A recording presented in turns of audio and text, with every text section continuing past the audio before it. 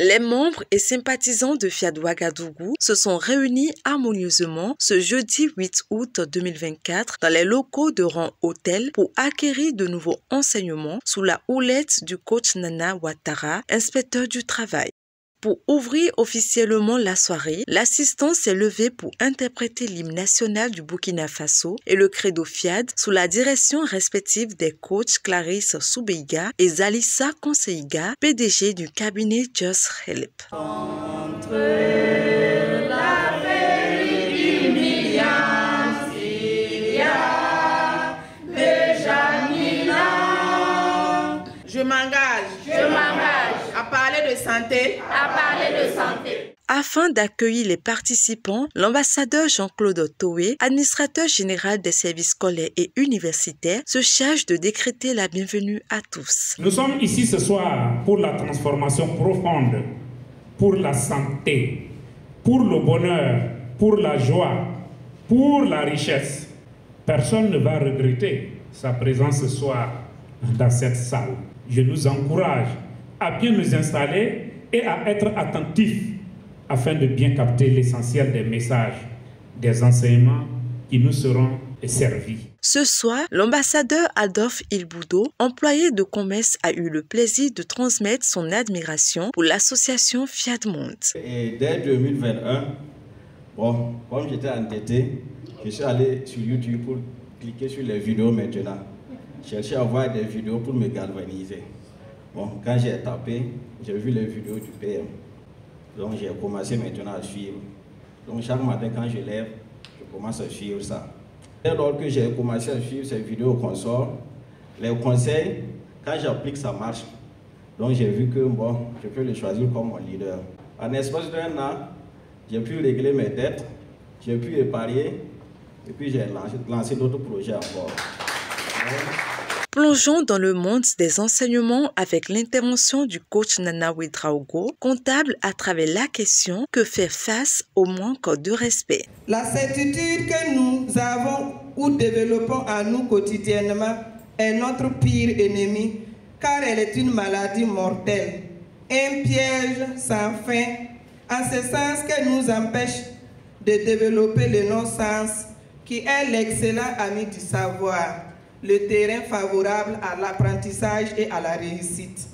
Alors, faisons attention à ne pas transformer le peu de connaissances que nous avons en une vérité absolue, de peur d'être égarés à jamais.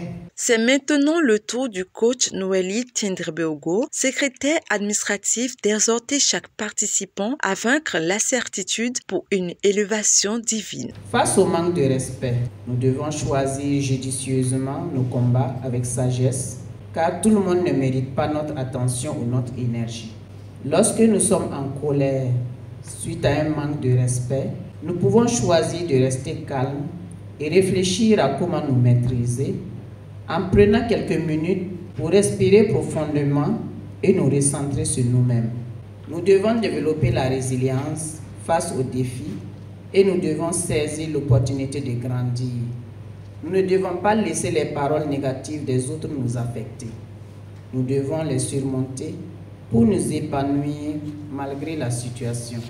Je nous exhorte à cultiver l'amour de la sagesse, apprendre à grandir en tant que personne, chercher constamment la sagesse et la connaissance. L'école de Félix Oufoué-Boigny, tel est le thème sur lequel le coach Amadou Bonsé, gestionnaire comptable, fonde sa communication.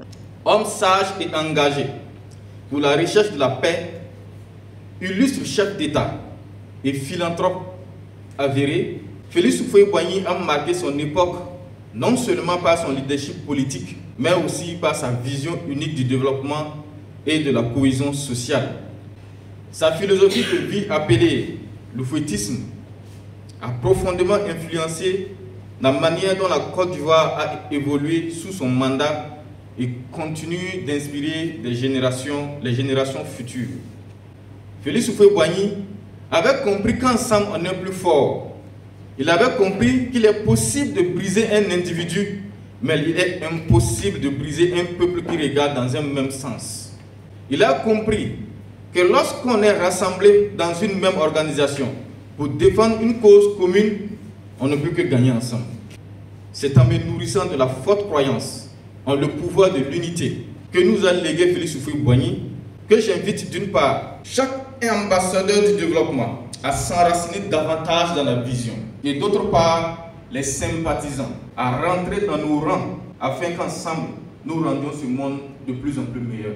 Suite à cette pluie de connaissances, les privilégiés posent des actes de générosité motivés par l'appel à contribution du coach Hermé Kiziabo, romancier, nouvelliste et poète. Nous limitons Dieu avec notre manque de générosité. Nous insultons Dieu comme le dit le PM. Chaque fois que nous avons beaucoup d'argent et qu'au moment de contribuer, on donne petit. Chers élus de Dieu, à vous de voir.